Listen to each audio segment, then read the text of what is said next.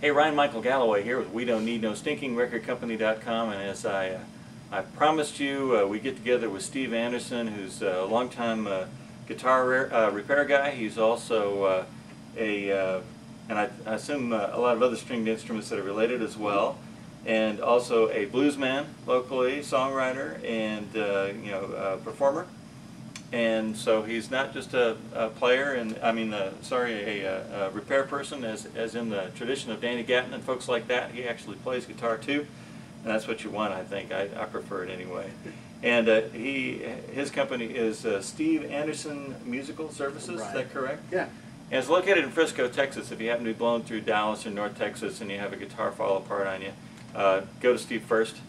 And if it's something that just happens to be rarely beyond his capabilities, he'll definitely fix you up with the right person to get your instrument repaired. But anyway, so we want to talk a little bit about the care and feeding of stringed instruments. This probably is not a good post for you piano players out there, although Steve plays some keyboards too. And tune pianos. And you tune pianos. But sure. we're not talking about pianos. But that's good. I didn't know you tuned them. Okay. Yeah. All right. Well, next time I have an acoustic piano, I know who's going to tune it. So, but anyway, we're talking about stringed instruments because a lot of songwriters do use, guitars among other things, but guitars mostly, I would say.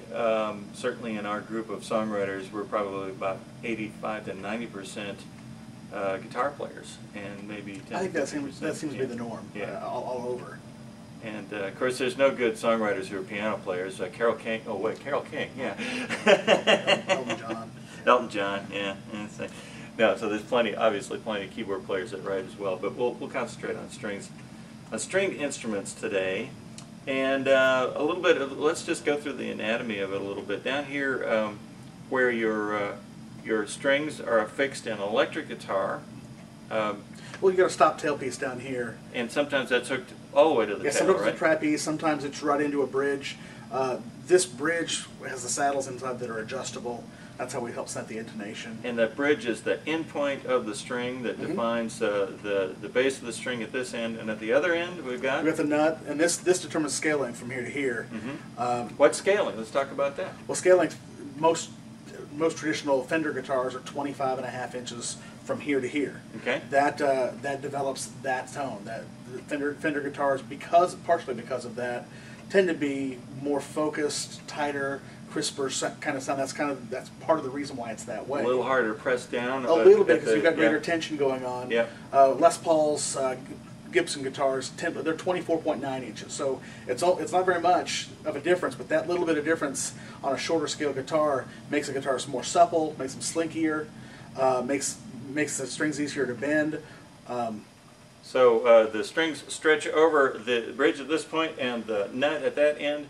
So a heavier gauge set is going to put a fair amount more stress at the same pitch. Yeah, right? more tension on the top and on the neck. Right.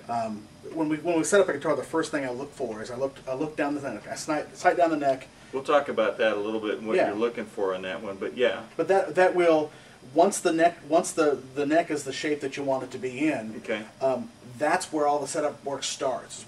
That's the first step, is making sure the neck is got the right amount of relief in it, and changing gauge of strings can change that tension and change that amount of relief. So getting back to the basics, the way that pitch changes on a guitar is you're literally shortening the length of the string by pressing down on those frets, right? So there's some basics for you.